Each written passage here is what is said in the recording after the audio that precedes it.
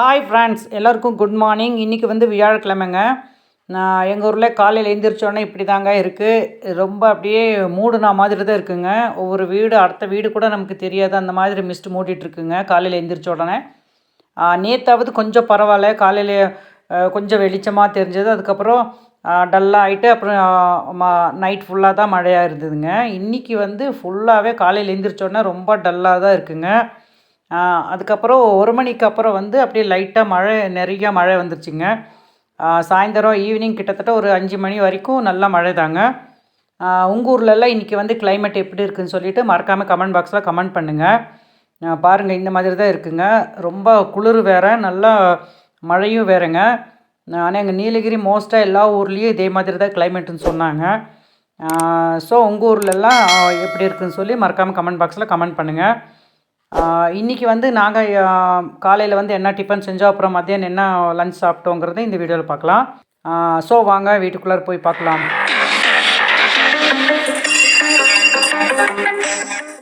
So நாங்கள் வந்து இன்றைக்கி காலையில் வந்து நாங்கள் மழையானதுனால கொஞ்சம் எழுந்திருக்கும் போது கொஞ்சம் லேட் ஆயிடுச்சுங்க. அதனால் நாங்கள் எப்போ ஆனாலும் சரி காலையில் எழுந்திரிச்ச உடனே நாங்கள் வெறும் வயிற்றுல தண்ணி நாங்கள் குடிப்போம். 1/2 லிட்டர் தண்ணி குடிச்சிட்டு அப்புறம் வந்து ஒரு 1/2 ஹவர் கழிச்சுட்டு தான் டீ குடிப்போங்க.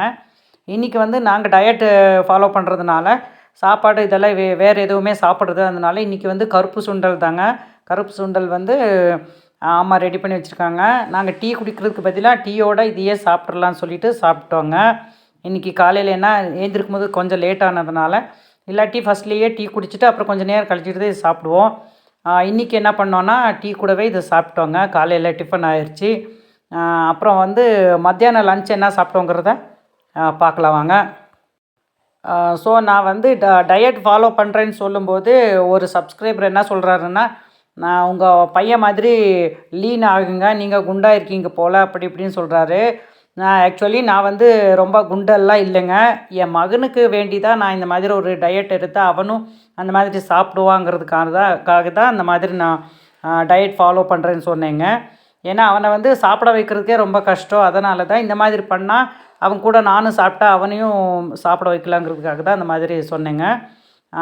மித்தபடி நான் வந்து ஒன்றும் ரொம்ப குண்டாலாம் இல்லைங்க. ஸோ எங்கள் வீட்டில் இன்றைக்கி வந்து மத்தியானம் லன்ச் வந்து சாதத்தோடு வந்து பீட்ரூட் பொரியலும், அப்புறம் வந்து குழம்பு வந்து பட்டாணியை வந்து ஊற வச்சு நாங்கள் வந்து காஞ்சது தாங்க. பட்டாணியை ஊற வச்சு தான் இன்றைக்கி நாங்கள் குழம்பு செஞ்சுருக்கோம். அதுதான் எங்கள் வீட்டில் இன்றைக்கி வந்து லஞ்சுக்குங்க.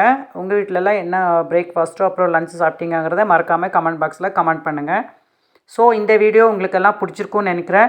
பிடிச்சிருந்தால் லைக் பண்ணுங்கள், ஷேர் பண்ணுங்கள், கமெண்ட் பண்ணுங்கள், மறக்காமல் சப்ஸ்கிரைப் பண்ணுங்கள். எங்களோட சேனலுக்கு எல்லோரும் சப்போர்ட் பண்ணுங்கள். இப்போது நம்ம வந்து குண்டாக இருக்கிறவங்க தான் வந்து டயட் இருக்கணும்னு அவசியம் இல்லைங்க. டயட்டுங்கிறது எல்லாருக்கும் பொருந்துங்க. ஒவ்வொரு உடம்புக்கும் அதுக்கு தகுந்த மாதிரி டயட் எடுத்தால் நமக்கு வந்து நல்லது தாங்க. ரொம்ப நாள் நல்லா ஆரோக்கியமாக இருக்கலாம். எல்லோரும் டயட்டை ஃபாலோ பண்ணுங்கள், நல்லா ஆரோக்கியமாக இருங்க. ஸோ தேங்க்ஸ் ஃபார் வாட்சிங். தேங்க்யூ.